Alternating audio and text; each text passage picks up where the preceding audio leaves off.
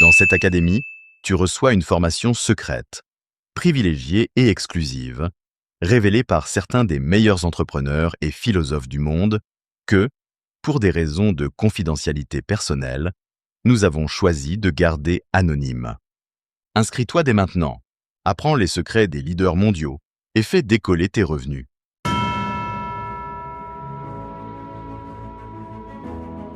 Tu dois t'engager si tu veux être heureux.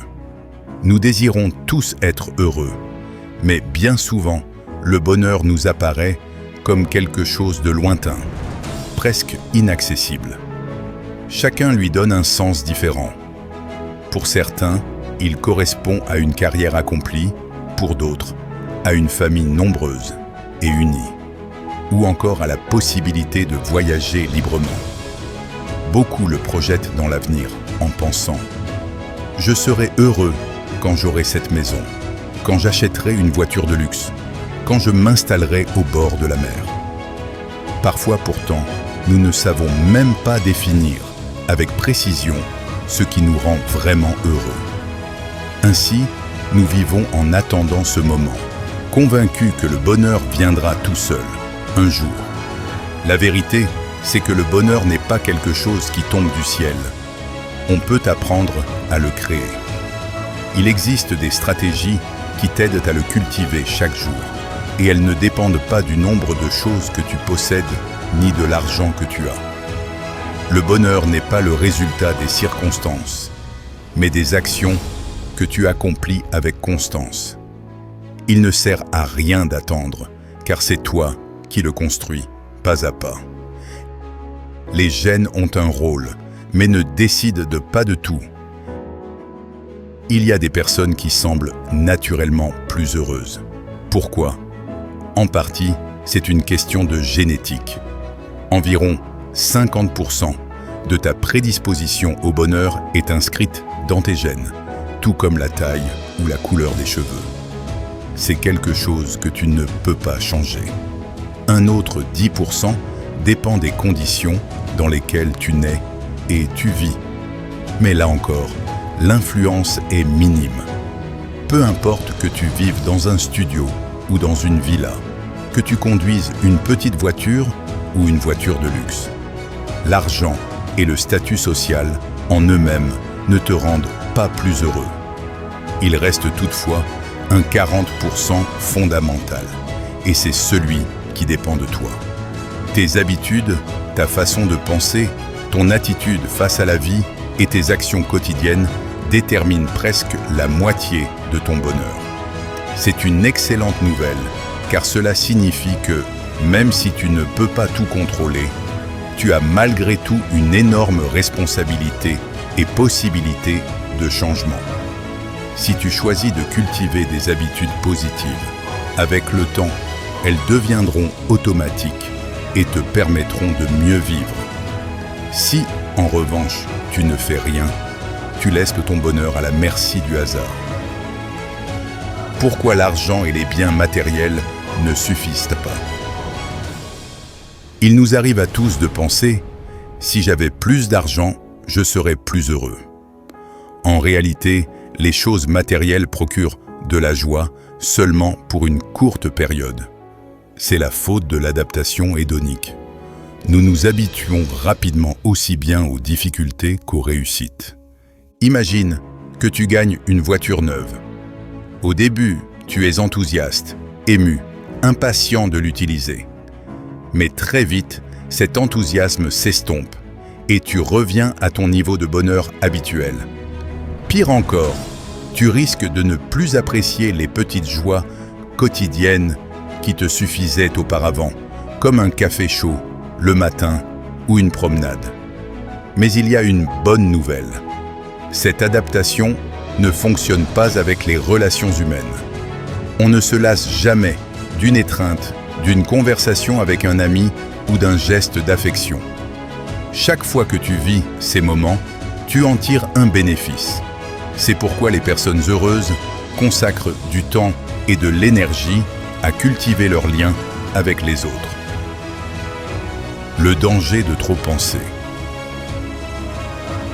L'un des plus grands ennemis du bonheur est l'excès de pensée. Ressasser fatigue, épuise l'énergie et apporte rarement des solutions. Nous sommes convaincus que penser davantage équivaut à résoudre les problèmes, mais souvent, il se passe l'inverse. Plus nous pensons, plus nous nous piégeons. Au final, nous nous sentons bloqués, malheureux et frustrés. Une autre erreur est la comparaison avec les autres. Regarder la vie d'autrui et la mesurer à la sienne ne fait qu'augmenter le sentiment d'inadéquation. Il y a toujours quelqu'un qui gagne plus, qui semble plus heureux ou plus accompli. Résultat, insécurité et tristesse. La solution est d'apprendre à ramener l'esprit au présent. Te distraire avec des activités que tu aimes, passer du temps avec tes proches, faire du sport, méditer. Tout cela t'aide à interrompre le flux de pensées négatives. Être dans l'ici et maintenant signifie arrêter de laisser tes pensées diriger ton état d'âme. Les 12 stratégies pour cultiver le bonheur. Devenir heureux ne signifie pas éliminer les problèmes, mais apprendre à gérer la vie autrement. Il existe 12 stratégies que tu peux appliquer, réparties en 6 grands domaines. Émotions internes, cultiver la gratitude et l'optimisme. Relations, renforcer les liens avec ceux que tu aimes et t'ouvrir à de nouvelles connexions. Gestion du stress, apprendre à pardonner, à lâcher prise et à affronter les moments difficiles. Profiter du présent, apprendre à remarquer et à valoriser les petites choses du quotidien. Croissance personnelle, fixer des objectifs clairs et cohérents avec tes valeurs.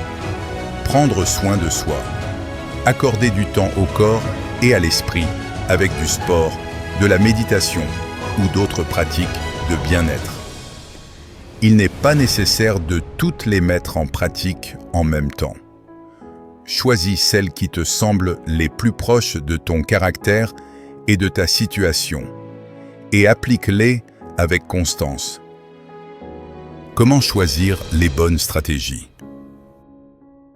Il n'existe pas de formule universelle. Le choix dépend de toi. Si tu es plein de rancune, travaille sur le pardon.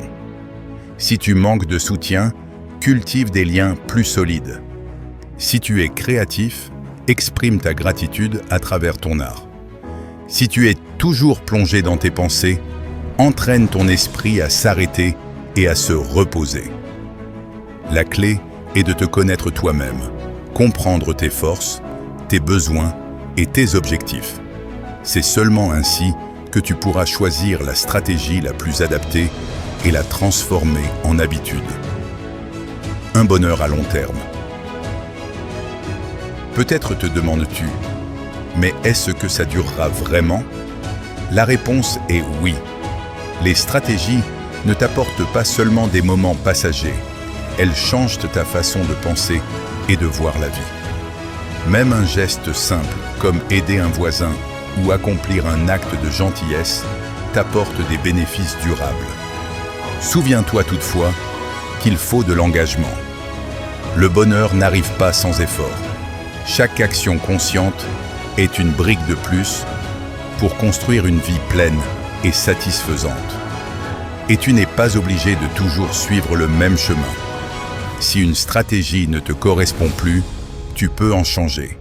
Le bonheur est dynamique. Il évolue avec toi, avec tes besoins et avec les étapes de ta vie.